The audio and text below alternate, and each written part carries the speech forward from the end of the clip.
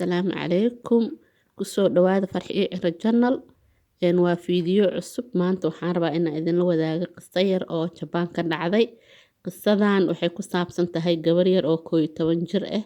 oo Nevada la dhaho gabadhan waa dilaaga ugu yaraa Japan waxay dhiganaysay iskuul waxayna ahayd gabadha ugu aqliga badan inta iskuulkaas dhiganaysay marka gabadhaas waxay sameey jirtay balogyada ay sameey jirtay waxa jirta gabar oo ayada saaxiibteed ahayd marka balogyadaas inta aan u guda galin gabadhan waxay jeclaan jirtay filmaanta horarka ah ee fiisa jirtay filmaanta horarka ay fiisa jirtay waxay ugu jecleed mid ka mid ah filmaantaas oo ninka dilaaga oo isticmaalayo midiyaha oo ciyaalka ay iskoolku isticmaalaan oo miishaarta camal ay wax ku googooyaan baakadaha iyo markii ay wax sawirayaan mididaas oo dilaagas oo u isticmaalaya filinkaas horarka ah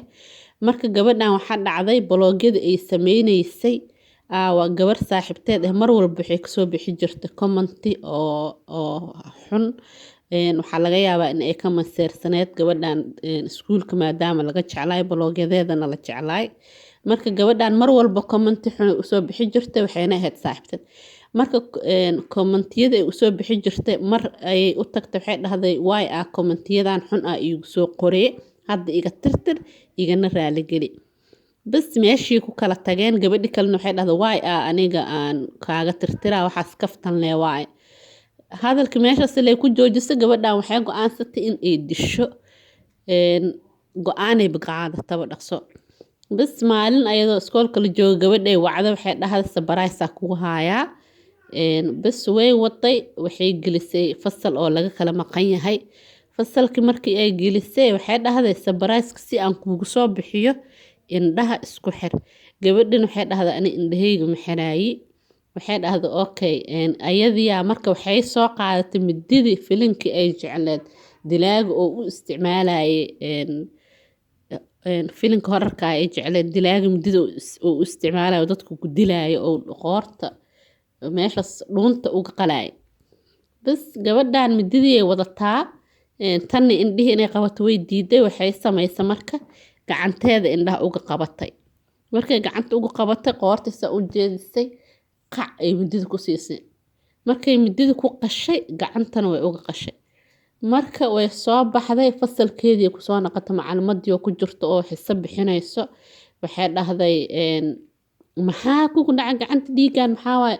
waxay dhahday dhiigan aan dhiigayga ma ah macluumaadu weyn naxda dhiigayga markii la sii warwaraysto la soo orday gabadhii meeshaan taala way dhimataba kadib gabadhi waa la qabtay askartiya la wacay markii la xiro waxa la dhahay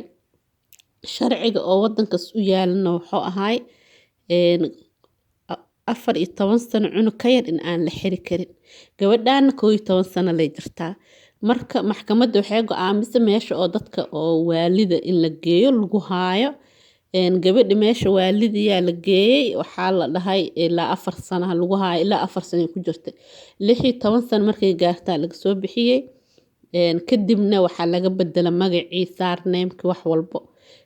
maba la heli karo hadda magaceeda laakiin markii iskoolka ka hor ay dhiganaysay Nevada la dhahay dalka Japan sharcigu u yaalaan wuxuu yahay dadka qofka rabo in uu magaca uu iska bedeli karo isaar namekiisa oo meel kale uu degi karo oo la sii arki karin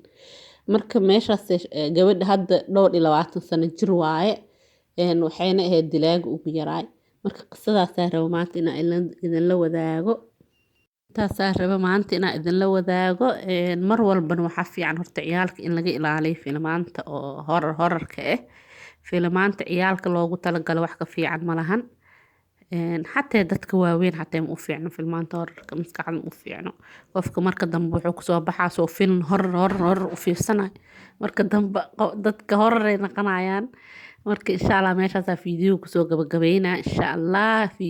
fiidiyoo kale inta ka kulmayno subscribe like comment xaqiina waaye assalaamu calaykum waraxmatullaahi wabarakaatuh